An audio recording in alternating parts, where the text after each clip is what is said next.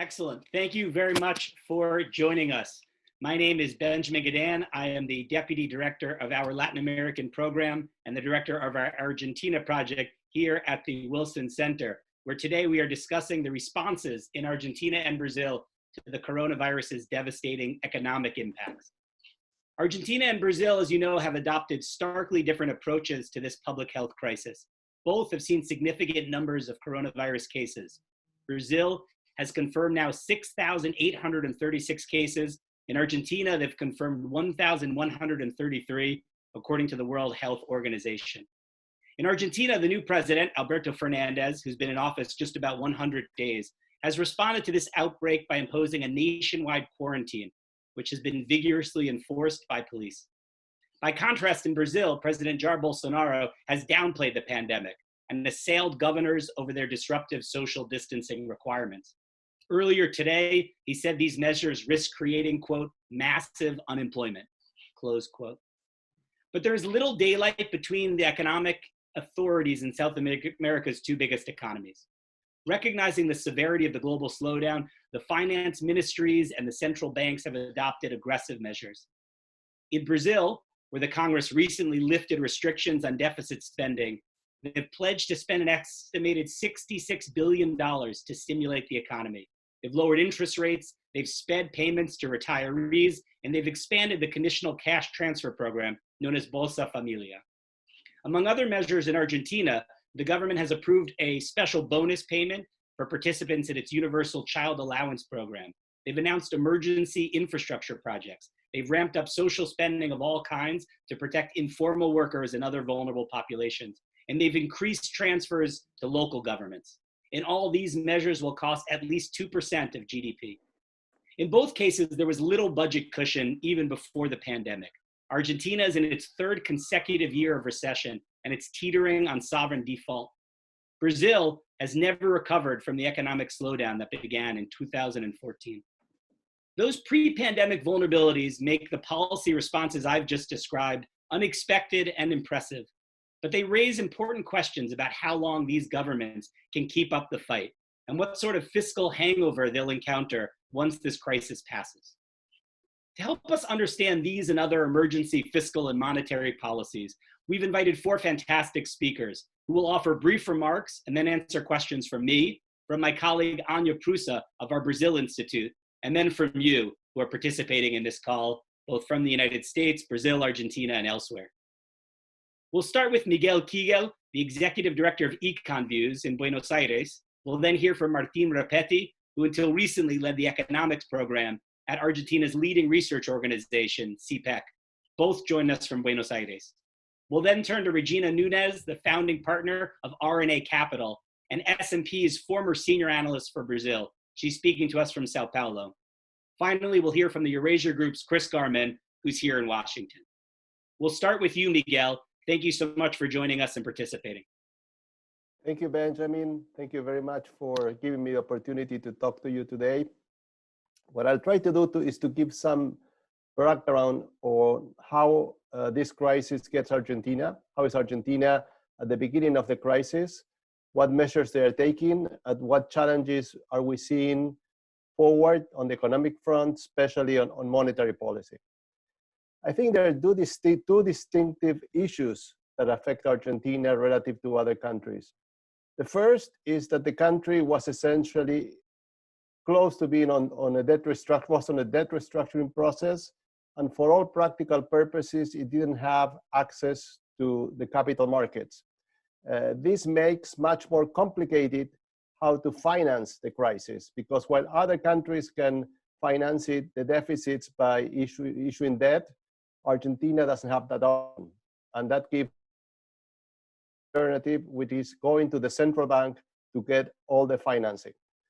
Other countries are doing that too, but the problem in Argentina that complicates things even more is that we start with last year, our inflation was 55%. So it's a very different story, printing money like crazy when interest rates are close to zero and the demand for money is almost infinite, as it happened, for instance, in most countries in the US, Europe, in the 2009 crisis, and that they're doing that today again.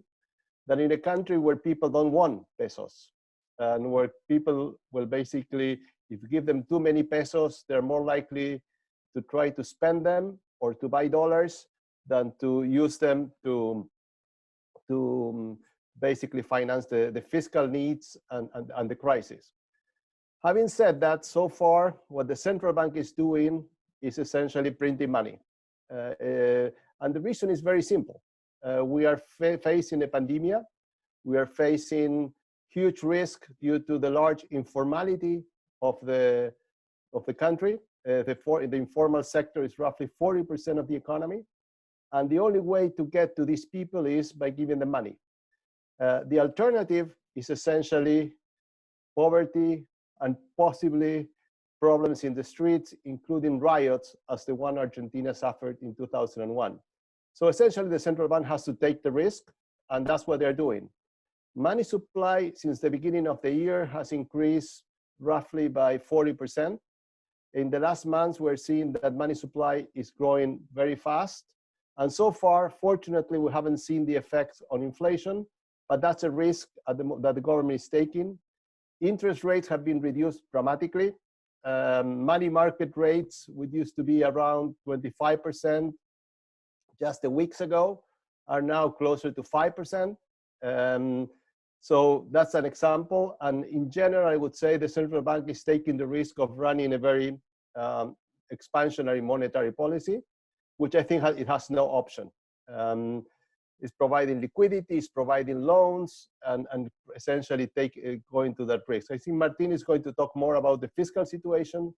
Let me say one more thing before kind of stopping my initial remarks. Argentina, on top of trying to deal with the crisis with the restrictions that we have, which is essentially no access to credit and essentially financing everything by printing money, this crisis caught Argentina in the middle of the negotiations on the debt. Argentina is trying to restructure the debt. If it doesn't succeed, probably it's going to face a new default, which would be in the range of $120 billion. And I think one question that has emerged in this crisis is the crisis a blessing or a curse for the debt negotiations? Some people see that as an opportunity because they see that prices of bonds have collapsed. Today, most bonds are trading somewhere between 25 cents and 30 cents to the dollar, which are very low prices. So many people thinking or suggesting that this is an opportunity to restructure the debt in very good terms. On the other hand, the truth is, given the uncertainty that prevails here and around the world, it's very difficult really to reach an agreement with the creditors on what to do. I mean, how do you make the pricing of a bond when you don't have a clue about what the fiscal accounts are going to be, how growth is going to be. So I think that our view, at least my view, is that the best option for Argentina at the moment is not really to try to get a kind of a long-term solution to the debt, but try to go for some type of standstill that can provide time, maybe 2 years, in which Argentina stops payments and the creditors accept. And then once the dust clears, maybe there's going to be room for a negotiation on the debt. So I'll stop here. Excellent, many thanks. Martin. Okay, thank you, Ben, for the invitation and the Wilson Center for hosting this conference, can we call? I'll try to follow where Miguel left, but before I would like to make a very short remark regarding the nature of the problem we are facing. And this is not just for Argentina, but more for the world, I would say, or each country. In the sense that I've seen a lot of people talking these days about, as a policy response to this shock, talking about demand policy or Keynesian policies. And this is not a standard Keynesian or demand crisis. This is a very different type of crisis. This is more of a supply shock. And even it is a very peculiar type of supply shock, because standard supply shocks are where some key input in production raises its price relative to the rest. So we have the economy policy problem there is that the economy enters a stagflationary trajectory, meaning that the government has two conflicting goals. Inflation is accelerating and unemployment is rising as well. So the government has to see how it deals with these conflicting problems. The coronavirus, which is something that we haven't seen anything similar in our lifetime, is even a very different kind of supply shock, where because of the health issues that we're dealing with, the government asks people to stay at home. So by its own nature, the economy is going to produce much less goods and services, and it's going to generate less income. So this is a very different type of problem. The recession or the fall in income is inevitable. And now I think the policy objectives are different than the standard macroeconomic policy goals. It's not just an issue of inflation or unemployment. I think the problems are way deeper. And I would say that what the governments are trying to do is to contain the social situation. So one of the objectives is to protect the people. And the other one is to save firms, to protect firms, because firms in these situations are facing a clear problem of illiquidity and bankruptcy. So we can see massive bankruptcies ahead. And so I think these are the two key issues that governments should be facing today. And I think that the Argentine government, in a way, is trying to attack these two problems, protecting the people and protecting firms. As you, Ben, mentioned in your introduction, the Argentine government has launched the fiscal stimulus program, which is difficult to calculate. It's probably more than 2% of GDP. And regarding the first objective of protecting people, they've done a series of measures, essentially targeting 5 groups of people. One is the informal workers, which, as you mentioned, Ben, I think they just launched a lump sum transfer equivalent to $150 only for April and maybe also for May. About 11 million people apply for this transfer. The second group is the unemployed. The government has also increased the unemployment insurance benefits. The third group are essentially the poor people, unemployed, or they don't even participate of the labor force. This is essentially the asignación de salary, which is a conditional cash transfer. They increase in about $50 per kid the allowance for April and probably also for May. And the fourth group are the retirees. They have also increased or given a bonus for one time for the lower income retirees for about $50. And the fifth group are the people who are employed. And I'll talk about this group in a minute. The other policies that they've done to protect people are a policy of maximum prices, essentially targeting food and medical supplies. And then without a series of measures are facing, including some credit extensions and debt alleviation, also guaranteeing the provision of utility services for households in arrears. Now, the second goal of protecting firms, the government has just launched a series of measures. One is the postponement or exemption from Social Security contributions for hard-hit sectors. There will be a possibility of almost exempting the whole Social Security contribution for firms that are SMEs, essentially less than 60 employees. And then they are also going to help firms. This is essentially for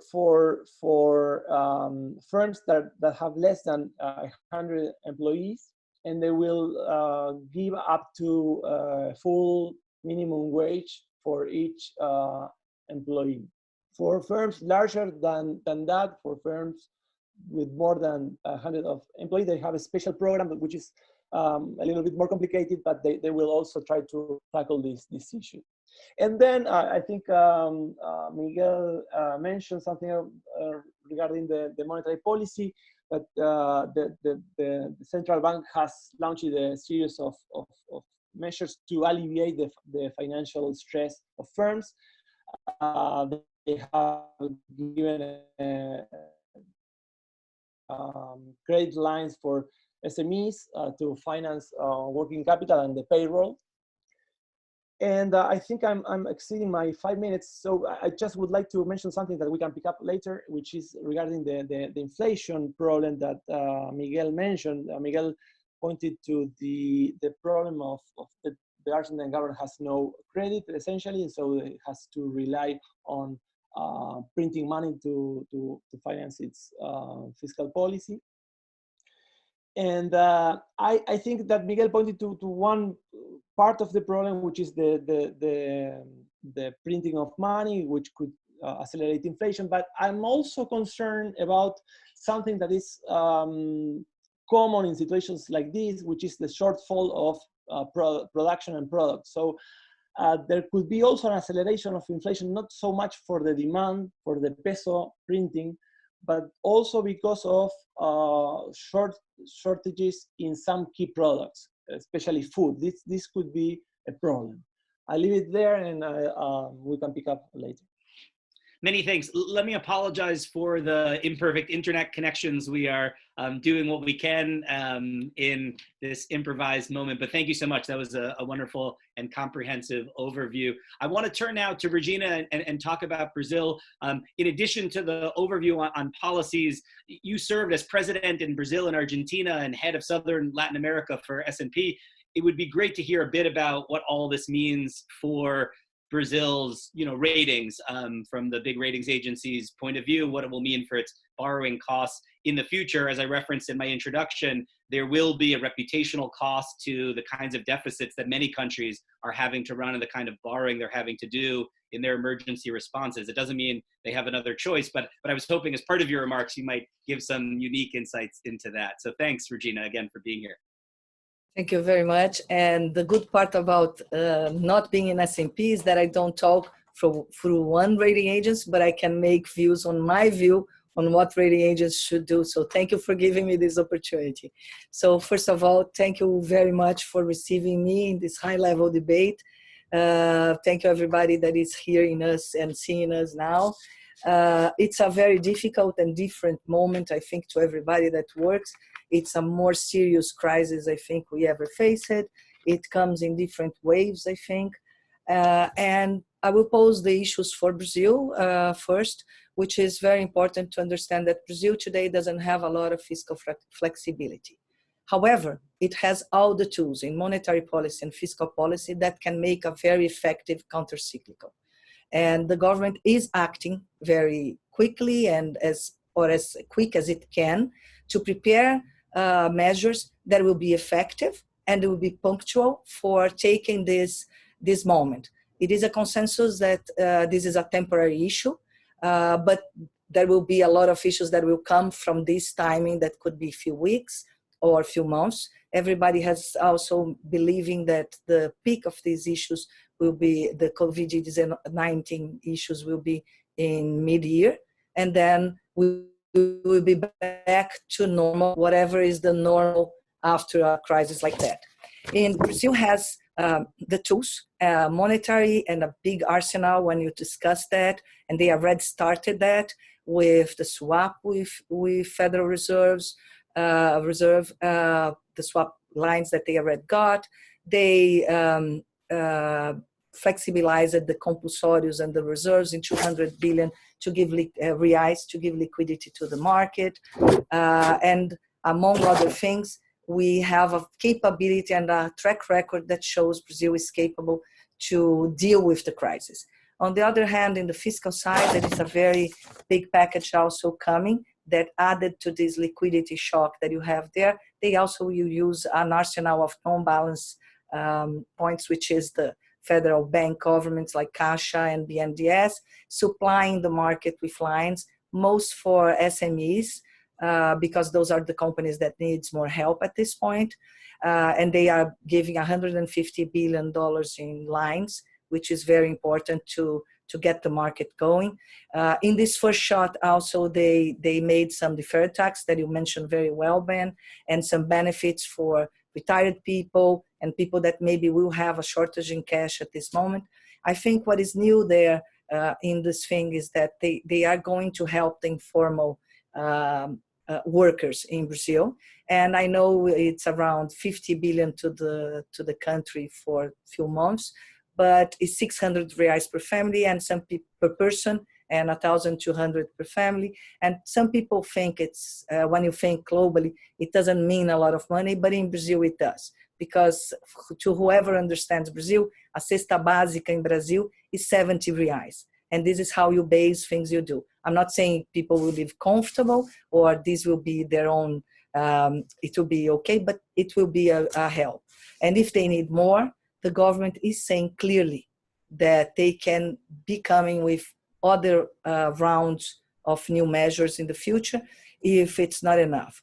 And the rollover for states and municipality also, it's an important point that needs to be added on that. Then you get to around 4.8% of GDP in these fiscal measures. Of course, primary deficit will be very high. Everybody talks about how much impact this will have, but realistically, the impact of that is not a problem to Brazil today and won't be in the future if the measures are efficient and effective and can drive Brazil as better as it can be after this crisis to don't have a recession economically speaking. And of course, I think it's very in line, the Congress and the executive economic team on that. Also, they have a big work done that is not accounted here with our health department. So Mandetta and Guedes and Mansueto have a very good line of conversation and looks, everyone has the same speech, which is very good, including the Congress. Whoever is hearing the Congress, they are on board of these packages. You could have some political noise, and I will be leaving that to Chris, but they are working all together to the benefits of the economy. And this is very important. But the key question that relates to everybody is not the capacity of Brazil to deal with a crisis now. It is how they will come out of that and the effectiveness of everything, plus how they will take out this and come back to the reform agenda to, let's say, some people are saying that at this economic war, being more Keynesian is not a problem. Having this Keynesian approach is not a problem in the short term. But in the midterm, you need to be back in a country like Brazil to very orthodox economic policies, look for the reforms, don't put aside it as in the past it happens for, I don't know, for the last 20 years, the tax reform, because you have more important issues to deal with, because nothing is more important than become better and less heavy economy from state view and from this tax bureaucracy, etc. So it's how it will come out, what is the normal after that, so the new normal, and how effectiveness of the measures could be bringing Brazil to a better level when it's out in the second semester and or beginning. And I will stop here and let people talk. If you want some before I even stop, if you want some micro point of views, also there will be waves of recession that everybody knows that will take different levels of the corporates, etc., that we can discuss later. Excellent, Regina. That was fantastic. And we certainly will discuss many of those themes in more detail, particularly the impact on structural reform in Brazil that you referenced. For now, we'll stay with Brazil. I'm going to turn to Chris Garman at the Eurasia Group in Washington. Chris, among other themes, it'd be great to hear whether you experts like yourself have been surprised with the level of fiscal stimulus that Brazil has managed. I know going into the crisis, the talk among analysts was that there was very little ammunition in places like Brazil. It's much worse in Argentina. But what we've seen, I don't know, the latest estimate I think I referenced was 66 billion. That's fairly significant even for an economy of that size. Just curious of your views and overall, and obviously on the politics as well. Sure. No. Well, first and foremost, thank you for the invitation to participate in such a high quality debate. It's a tremendous pleasure. And to answer your question, I mean, what I would say is that I would probably frame my comments in tackling, the political and policy environment in Brazil in two buckets. The first is, what is the quality of the response to the immediate pandemic crisis, right? And here, in speaking to your question, I think that the criteria for an effective response is really not only the capacity of officials to be able to flatten the curve of infection on the one hand, but essentially to provide an oxygen mask to the economy, either to businesses, liquidity to the market, and to families to be able to traverse of a period of an unprecedented economic shutdown, right? Because evidently the risk, of course, is if you don't provide that lifeline, the economic and social damage could be so large that you're not in a condition to recover.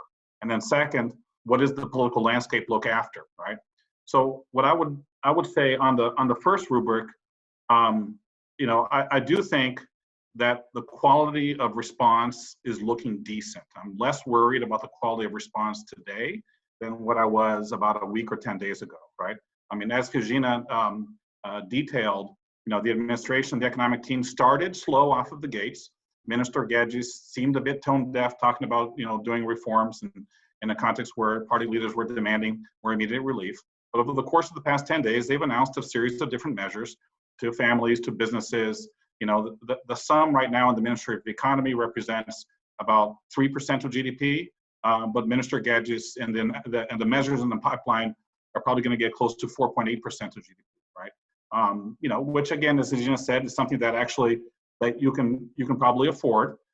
What I hear from our clients is that ultimately the bigger the better, so long as it doesn't permanently undermine the base of taxation and revenue in the future, nor lead to permanent increases in spending. That have to be one-off, right?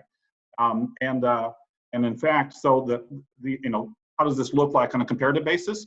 It looks pretty high in the region. The government that has enacted more aggressive measures is Chile, that represents 4.7% of GDP. So it's on the upper end of EMs, but small by industrialized economies, right? But if you look at the quality of the response, Congress is working well with the administration. The president has been isolated by blasting, governors for measures of social isolation. But the mood in Congress is don't pick a fight with the president. Don't even talk about impeachment. Approve whatever the government sends to Congress quickly, expeditiously, and keep the measures as a one-off measures of relief. So I think that the quality of response is decent.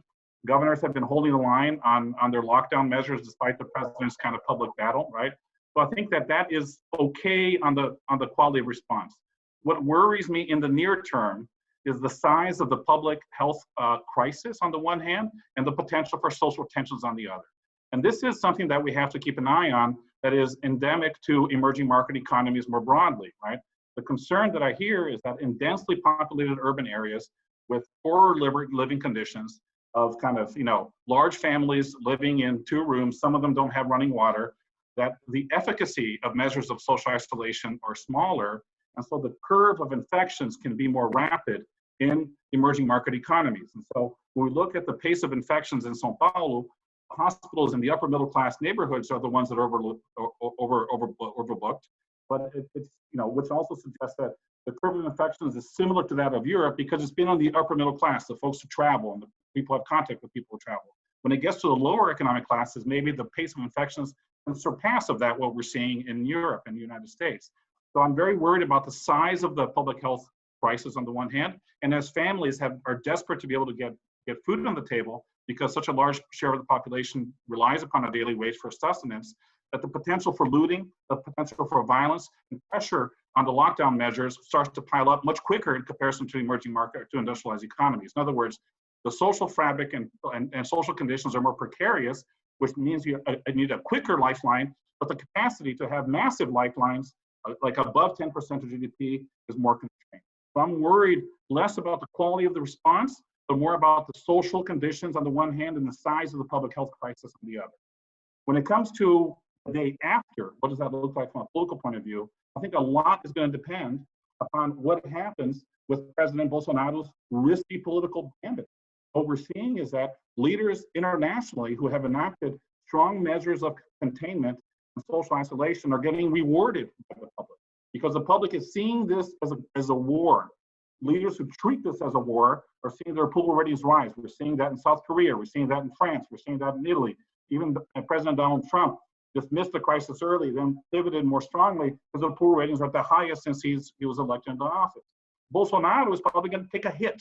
And we're seeing the latest Datafolha poll that was just released today. While those who evaluate the president as being good or excellent on managing the crisis at 35%, governors are at 58% approval ratings, right? So he's swimming against the public tide. If he emerges from this crisis very, very small, right, in the day after, the risk is that he doubles down with polarizing politics, turns to his base, says that the establishment tried to take him out of office. It generates an environment that could potentially undermine the ability to move forward on structural economic reforms. I don't bet on that scenario. I actually think that Bolsonaro's message, that seems shocking at this early stages of the crisis, I think can resonate with lower income classes who get desperate on the economic front much more quickly. So we may have a class divide on the perception of his response. The Datafolha poll released today suggests his approval ratings have only dropped a bit, not dramatically. So if he doesn't drop dramatically, he'll still be in play for 2022. And I think that then the tensions will be a bit more manageable. I do think that out of this crisis, some economic reforms can move forward. I'm hearing from party leaders in Congress that tax reform is more important in an environment of low growth. But I think the quality of the tax reform may be partially damaged as you try to look to be able to who's going to foot the bill. Fiscal reforms is a bit tougher, right? But I think that, in an environment of deep recession, low growth in 2021, I think that we're going to get some fiscal slippage coming out of Congress in a more contentious and very difficult second half of this mandate. So not that economic reforms are dead, but a lot will depend upon how hurt and how small Bolsonaro comes out of this crisis. I do think he has miscalculated. Initially, he's going to pay a price, but it may not be as large as some pundits are appreciating. Let me end here, and then move on to maybe Q&A later. Thanks. For sure. Thanks so much. Really interesting overview, particularly with what stands out to me, these questions of the potential spread. I mean, we're not talking about the public health aspects, but the structural risks in some of the communities in Brazil for the spread of the disease, the more difficulty in social distancing, but also this really concerning element of potential social unrest if economic stimulus isn't sufficient. And that's something we can talk more about as to whether this has a real public security element to it. One quick comment here. I would say that this is a concern we have for emerging markets more broadly. Global financial markets have been trading on the policy response in Europe, in the United States, the controlling the virus, size of the stimulus. But I think we may be underappreciating how dramatic and much more dramatic the trade-offs are between social isolation and kind of keeping a lid on social tensions in emerging market economies more broadly. So when the virus, the spread in the southern hemisphere, the rubber hits the road, I think that may be a growing focus even from financial markets point of view. Excellent. Thank you again. Let's stay with Brazil now. I'm going to turn to Anya Prusa from the Brazil Institute at the Wilson Center and my colleague. Anya. Hi, thank you, Benjamin. To our two Brazil panelists, Regina and Chris, we've talked a lot about what Brazil might look like on the other side of this crisis. I'd be curious to know your thoughts on what the government should be doing right now and in the months ahead to reassure investors that Brazil is still on a path towards getting its books in order, that right now we know there's a crisis and that the government needs to increase spending, But what are investors going to be looking at in the international community more broadly, looking at to reassure themselves that fiscal reforms are still on the agenda and that Brazil will still be making progress balancing its accounts? Okay, I will go first. Well, I think the executive, the ministry, and everybody that works there are very worried about that and has been overseeing those discussions. And I think a little bit of the tension between Congress and the executive is exactly some trades in the approvals, and they need to pay a lot of attention that whatever is made now, it will be just for the timing that this is coming. And because Brazil has such a issue in spending for the past, they created so many problems and things for you to be capable to spend even in an emergency scenario, a war scenario like we are living, that you need to pay very attention on how you write that. And if you hear Mansueto talking or Guedes talking, they were very clear all the time that they will be paying attention on how they write that, if they are misunderstood, if it is good, if it is bad, and discuss with the Congress deeply to make sure that other things also are not passed through this during this period. So I think they are effective on that. The issue will be after you are out, even being temporary measures, if the damage, socially speaking, is too large, how you take those measures out in a more suffering environment in social ways to avoid social issues, but at the same time, you need to take those measures out and come back to your agenda. And the agenda is clearly, as we mentioned, like the administrative reform, fiscal consolidation, tax reform, how you be less bureaucratic, and like they will need a lot of discussion with the Congress. But whatever they do now will be a sign on how we will come out. But of course, nowadays it's very difficult to know and to make predictions. So hopefully, I believe that the willing from the government in terms of the executive and economic ministry will be successful. And they are experienced people from all the sides. And Chris, what are your clients and the companies you're talking with looking at right now? Yeah, I mean, listen, I think that very much in line with what Regina said. I think that from a financial markets point of view and fiscal credibility point of view, the key is to make sure that all of the measures that are being announced are one-off, restricted for this year, and don't compromise, permanent revenue or permanent spending obligations. I think that the economic team is being very careful on that front. Party leaders seem to understand that. The party leaders have been speaking to, Guedes and Mansueto and other members of the economic team. What we hear in Congress is that they appreciate that. Even leaders of the opposition I speak to in the Workers' Party said that, yes, the only room for a deal is to be able to keep this restricted for 2020. Voting has to be done by consensus because it's been done remotely. This is an innovation in the Brazilian Congress, and you have consensus of party leaders. So I'm not worried about the fiscal anchor being unwound in the next 2 to 3 months. Like Regina, I'm worried about the day after, right? Whether these measures of relief will be extended, how politics gets acrimonious, and how, that you can have measures of fiscal slippage heading into 2020 as politics gets a bit choppier. And that, I think, depends upon, the backdrop there, that we talked about, the political backdrop. So so that's what institutional investors are looking at. The other is that there's been a lot of proposals being introduced in Congress that are populist. Okay, so this is the good side. The bad side is you have 300 bills have been introduced in the lower house and the Senate with a range of different issues. And one of them, for example, obligates that companies that earn more than 1 billion reais have to have 10% compulsory loans to be able to help fund the crisis.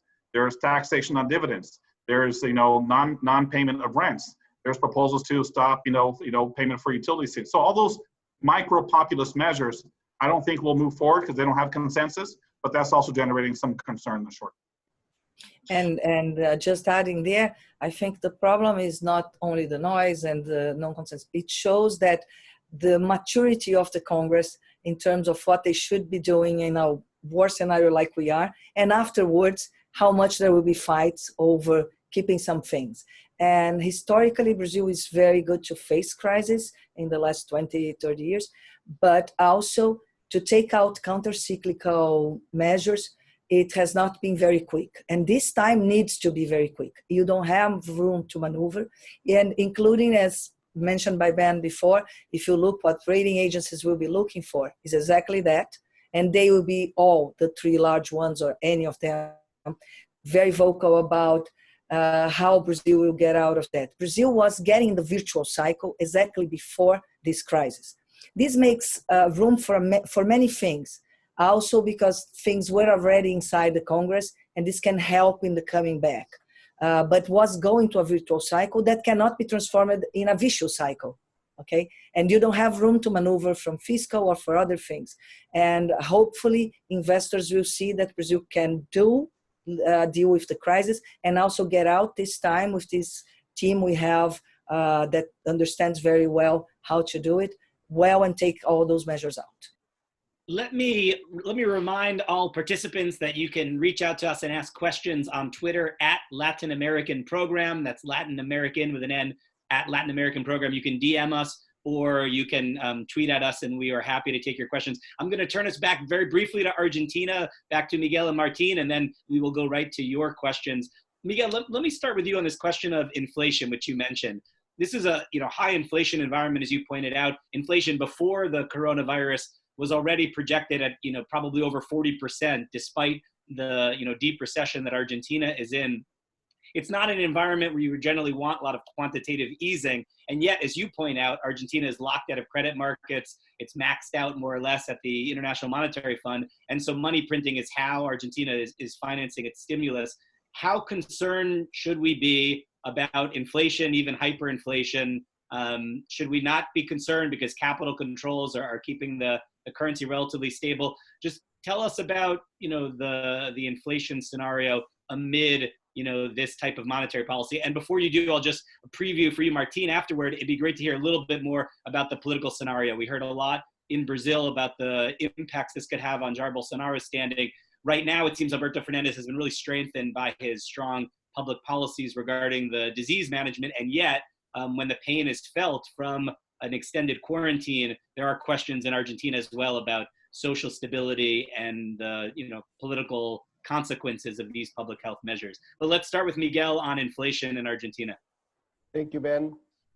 I think that inflation has always been a problem in Argentina for the last 15 years. I mean, we've been having inflation. When it was low, it was 20-25%.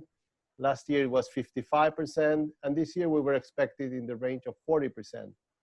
Now, the central bank is going to print money, and it's going to print it in a big way, and it's needed. I mean, no one is questioning that, and we understand that, to deal with all the social risks that Argentina is facing, to get the money to the poor, to get credit to the small and medium enterprises, to ensure liquidity, the central bank needs to lower interest rates and to print money to finance the treasury. Now, how risky is that? Depends very much, as in the case of Brazil, of whether this is treated as permanent or simply as a temporary shock. If it's a temporary shock and the central bank releases the money, prints the money now, provides liquidity, and as soon as the situation improves, hopefully it will improve in the next 3 to 4 months. I mean, we know that in the midterm, the situation is going to continue to be nasty, but eventually it could improve. Then I think there is a chance that the central bank can tighten money, start absorbing. It has mechanisms to absorb the money supply. At the moment, what they did this time is they reduced reserve requirements so that banks can lend. If the situation improves and credit comes back and the situation becomes more like normal, it can increase reserve requirements, and then eventually things can get better.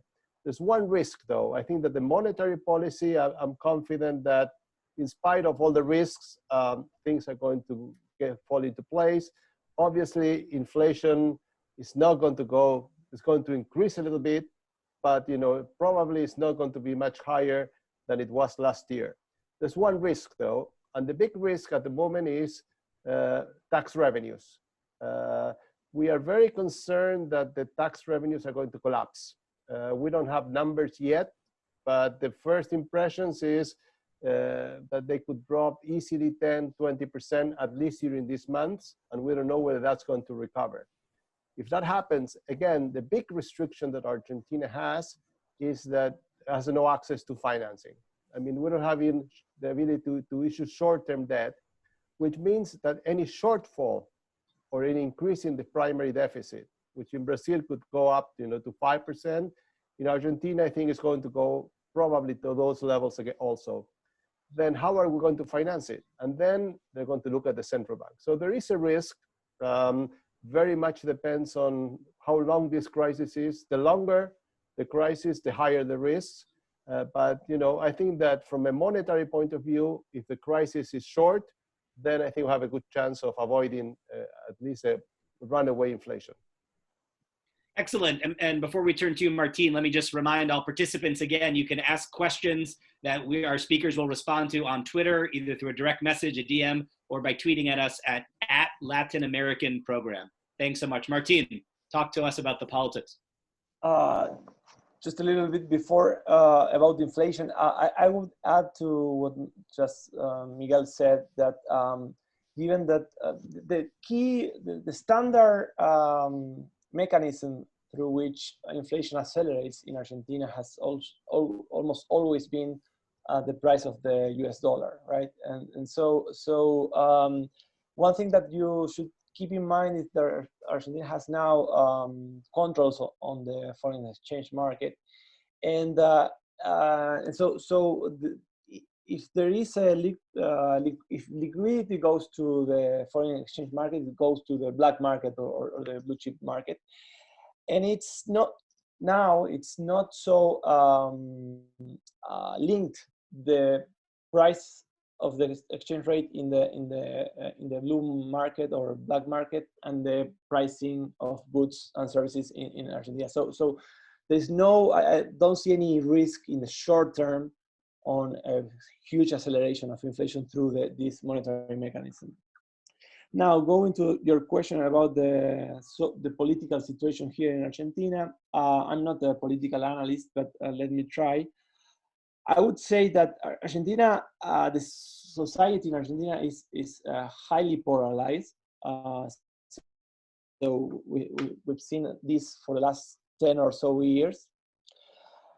Nevertheless, the opinion polls have shown that there is huge support to Alberto Fernandez these days. The political community has shown a lot of support to the government, even the opposition. So there's a lot of collaboration these days.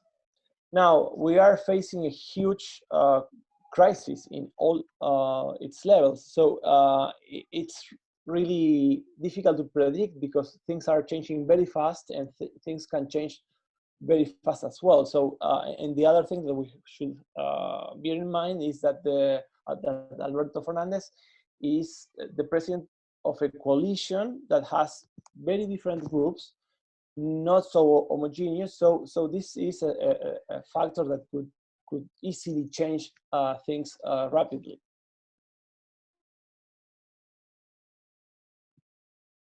Excellent, many thanks. Let me ask our first question from one of our participants, Angel Melguizo from AT&T's DirecTV. The question is for you, Chris, and it's looking for additional insights from you on the comparison of impacts of the economic fallout from the virus, comparing again Latin American and broader emerging economies and the developed economies, who are most impacted in terms of class, and how those impacts might diverge going forward. And then the question for you as well and other panelists is on the role of the multilateral development banks in terms of policy coordination, in terms of actual emergency budget support, and other ways that they could help again mitigate these problems, especially for countries with limited fiscal room themselves. So those are the questions. It can be the CAF, the Inter-American Development Bank, or some of the international financial institutions. So Chris, we'll start with you, but if others want to weigh in on that, please do as well.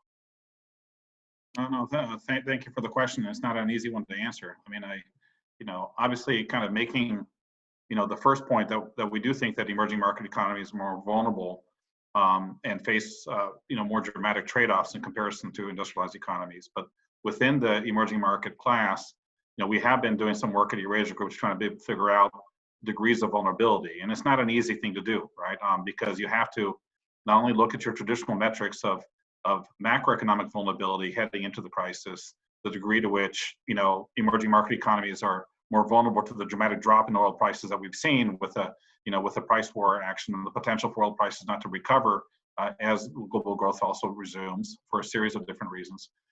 But I would say that, and also the degree of social safety net and health systems across these different economies, right? If you look, you know, in the region, the leaders who stand to lose politically the most, we think, and this come out more vulnerable is probably Manuel López Obrador in Mexico and Jair Bolsonaro in Brazil. These are leaders who were adopting dismissing tones of the crisis. And so given that the public demand for strong measures is large, they may be in for a larger tumble. But they do have, at least, and in Mexico is even worse because they're not even moving on an aggressive kind of lifeline on the fiscal front, right?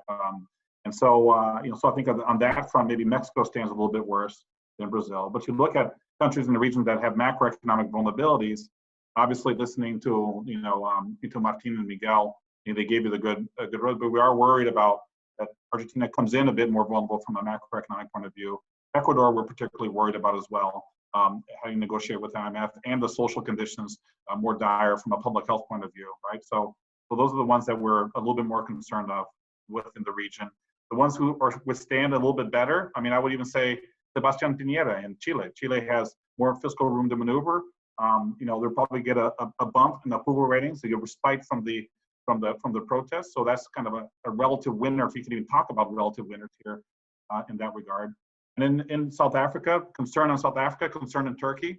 Maybe some of the Asian economies are a little bit better positioned, but from a public health point of view, also problematic looking at Indonesia. So, I mean, this is, so I think we're just trying to do some of those relative screens. It's not an easy exercise, but we're also looking at kind of available ICU beds, percentage of the population which is elderly, the relationship between the two, right? So those are the kind of things that we try to look at for vulnerability in the region. But we tend to think it will be a bit more acute. I would say that Brazil is probably in for a larger political fall. So I'm worried about the day after.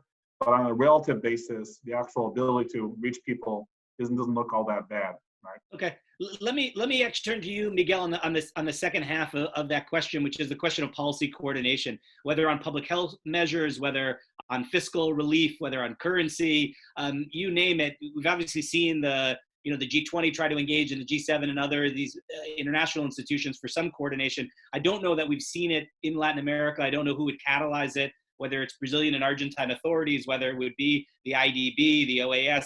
You tell me how and whether we need policy coordination during this pandemic. I guess first, let me tell you that my view is that this is a temporary shock. So the type of coordination and the way you attack a temporary shock is different from the way you attack a permanent shock. If you think in terms of simply fiscal policy, if you have needs of higher expenditure and you lose taxes, if it were a permanent shock, then you want basically to respond with permanent reductions in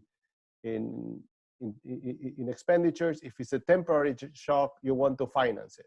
So I think that the first thing that the multilateral organizations need to do is to try to help, especially those countries with limited access to capital markets, to finance this imbalance, which is going to be large. Regarding coordination, I'm sure that there's scope of coordination in many areas, but one area at the macroeconomic level, what probably we need to do something is on exchange rates.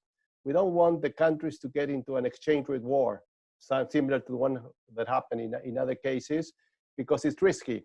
All the countries are now depreciating the currencies as the dollar is becoming stronger, but that's a risk, because if everyone tries to depreciate the currencies, then we're going to get into a war that no one will gain competitiveness. So there, I think the IMF can play a role. The IMF, I think, is in my view, I know that there are others that should coordinate more on sectoral policies, but in terms of macro policies, I see the IMF as the key guy in terms of especially providing liquidity so that the countries have enough reserves to defend their currencies. Excellent. Thank you for that. Let me just remind everyone, if you have questions for us in our remaining minutes, please Find us on Twitter at LatAmProg, P-R-O-G, at LatAm, P-R-O-G, L-A-T-A-M-P-R-O-G. You can DM us or you can tweet at us. Anya, other questions? Yes. So we've talked a lot about how quickly the governments in Argentina and Brazil have responded to the crisis. But I'm wondering how quickly are they actually going to be implemented, right? So some things are immediate, like when the central bank changes the base interest rate, but other things will take longer, such as giving loans or giving cash. We talked about Bolsa Familia, for example, that might not be immediate. What can governments do in the short run? What should they be doing in the short run to make sure that people who are being hurt right now, who don't have jobs right now, businesses that aren't getting any income right now, are able to survive? I have if I take a quick first stab, I mean, I would say that the question is very important and it's dramatic, okay? Because even if policymakers are responding on a normative or kind of regular scale quickly by policy standards, the need to be able to reach families is immediate. So for example, the Brazilian Congress approved a voucher of 600 reais per person, up to 1,200 reais per family for informal, let's say workers that are informal economy or lower income. But, the government estimates just the bureaucracy to be able to implement it and register that they're only going to get it by 10 days or so by the end of next week, right? And we're already having, let's say stories of families having a hard time putting food on the table, right? And so, we had a conference call with a governor, in Brazil 2 days ago, and what he was telling us is that he's trying to distribute cestas básicas to the kind of like food supplements or baskets to low-income families because they're already starting to feel the pinch right now. So in other words, the time it has for you to be able to reach and help families is short, right? And so that's why I'm more worried in the next week or two on issues of looting of supermarkets and potential uptick in violence. So I think that the answer is they got to do the best that they can with the tools that they have, but it is a real challenge because it's a race against the clock. And also we're hearing that same thing with credit lines to businesses. Central bank has given a lot of liquidity in Brazil, right? Central bank president said that up to 16 percentage points of GDP in liquidity, but companies are having a hard time accessing some of those loans. So that's those are kind of hard to have great solutions to that. Regina, in the 2 minutes we have left, we have a question about the exchange rate issues in the region. We've seen lots of depreciation throughout the region, particularly in the oil exporting economies. How concerned should the government in Brazil and other governments impacted by coronavirus be about the loss of value of their currencies, the potential impact on inflation, the cost of imports for struggling families and businesses? Yeah, at this point, I think the shock is all over the place, but Brazil is one of the most heated one, right? It is important, but not that much. I think that it places some industries in Brazil in a good position, including commodities. Like the shock of oil and gas would be much worse if you wouldn't have the dollar up as it is, or the euro. So, and you have other industries like the pulp that will be like making a lot of things on that. So that is the two sides. The only thing I think it's important to think is that when you have an economic issue and a shock for the currency, don't try to hold it because you are just spending money. Try to do those things like the swaps and get for the real economy, the industrial economy, what they need. There is a lot of imports that needs to be done, including from the health system, which is important for Brazil. So support the ones you need, but in the real production part, because all the rest, if you try to do, it's just like throwing the money away and give some investors a way out first. And that's not what the government should be worried about. I would not be worried about the exchange rate at this point, as it is. Maybe in the future, it should be balanced, but it is a policy, and you can hear Guedes saying many times that the new level of the exchange rate for Brazil is a little bit higher than in the past.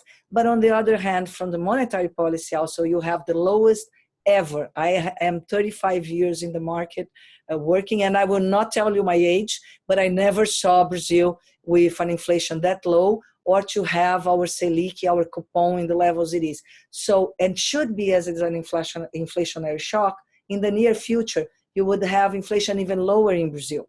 If you manage it well, it will be lower and lower. So it gives room to maneuver. I know that there are some impacts to importers, but the impact the exporters will have for the real economy, including commodities, is very good for the country. All right, one last question about multilateralism in the region. Has there been any cooperation, especially when it comes to not just the public health component, but the economic component?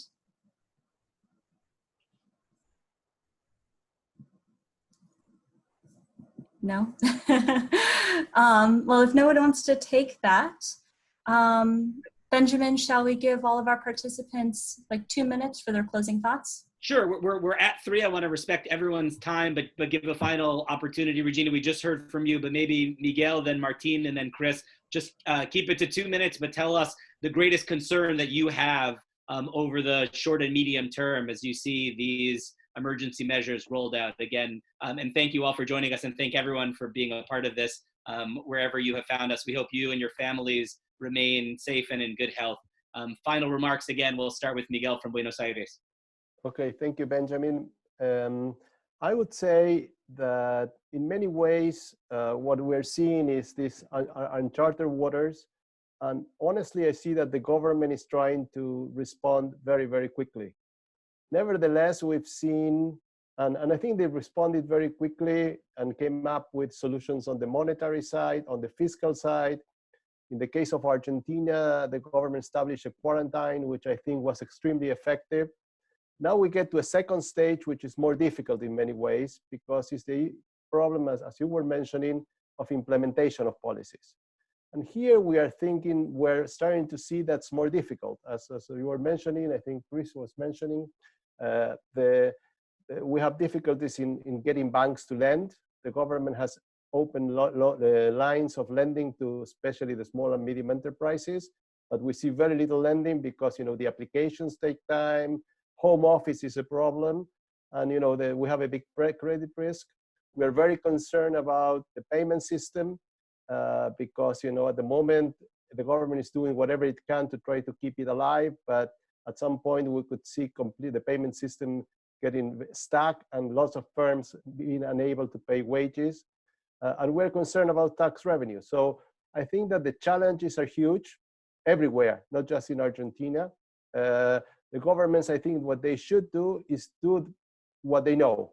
They should try to minimize experimentation and try to do the things that have worked in the past, and only when it's needed to do new things. And the government in Argentina is doing both. Unfortunately, this is where we are right now. It's very challenging, but we'll see how it evolves. Martin, your final observations. Thank you, Ben. I would like to be in the shoes of a minister right now. I think they are doing a good job as much as they can. I'm very concerned because, of course, Miguel is right. This is a temporary shock, but we know that temporary shocks have permanent effects sometimes, and I think this could be one. And also one thing is something temporary in a developed market, and something different is in an emerging market. I think Chris mentioned something that is also worrying me a lot, which is the impact in the poor people, in the poor neighbors. This is going to be complicated. It's and I don't think we have lots of instruments to deal with this. So it's not that we have the same toolkits as a developed country. So hopefully we find a rapid response in the health system, meaning a vaccine or a medicine that treats this. But otherwise, if we have to wait 4 or 6 months, this is going to be nasty. Chris, your final insights. Yeah, I mean, I think that just to build upon Martin's last comments there, I do worry about what is the size of the epidemiological and public health crisis that we're headed towards, right? Because not only in terms of the pace of contagion amongst lower economic classes, the size of the, the scenes that we're going to be seeing, and potential for public health systems collapsing, given the wave of kind of infected individuals. I worry about what that means for an economic recovery, because if you have, a very large potential wave of infection, and you have pressure to ease the pressures of a lockdown from governments earlier than industrialized economies, and that could lead to another surge of infections, and that could scare a lot of the population. So consumers may not return back to normal anytime quickly, right? So if that happens, we're not in a V-shaped recovery, we're in a U or an L for a longer period of time, right? So I think that we can't underappreciate how the public health, the epidemiology of this unravels in months to come. And so that then, let's say, so I'm less concerned about the policy response near term, but from a political point of view, I'm much more worried about the day after, right? Because I think they tend to be time bound. They use the tools that they can, but, and what worries me is the politics in 2021, 2022. Latin America, was a region in which you have disenchantment with the political class at historical levels, anger over public services at historical levels, anger at corruption at historical levels, right? So you have a lack of trust in institutions, and in a deep recession, very low growth for 2 years, I do think we're headed towards a very choppy election cycle in 2021 and 2022 in the region. Regina, you have the last 2 minutes for final observations, concerns, your perception of the greatest risks in the short and medium term. Thank you very much for the opportunity. I would say that I agree with everything that was said. I just want to leave actually my message. Like I hope that the government will be doing as quick as it can, but also don't let it not be effective, because sometimes because you want to rush, and I know people need the help, you've got to make sure that this will be effective and will be a one-time shot, and that we come back very soon. And during this period, we think about the tax reform, the administrative reform, and everything you need to do with the Congress that would be hearing that. I know they are operating in a mode to help these measures to come out. But if you have few months that everything stopped, probably all the teams there could be thinking about what would be the best way to do these reforms when we are out of that, and measure our new normal. And hopefully Campos Neto, Guedes, and Mansueto, Mandetta, that needs a lot of help in the healthcare part, we'll be talking with the Congress and getting everything approved at Congress, Senate. Everybody will have a good environment to work, and leave the conversations over the other politicians aside of the place, and do what they need to do for the people. Excellent. Regina, Chris, Martin, Miguel, Anya, thank you so much for participating in this and sharing your insights.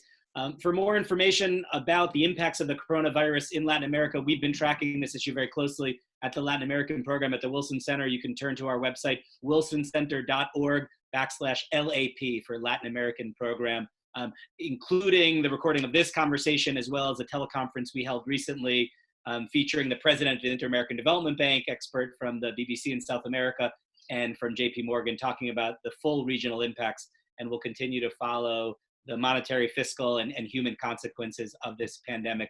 Again, our best wishes to everyone who was part of this panel and everyone listening at home, to you and your families, that you remain safe and healthy. And thank you again for being a part of this event. Thank you very much. Thank you.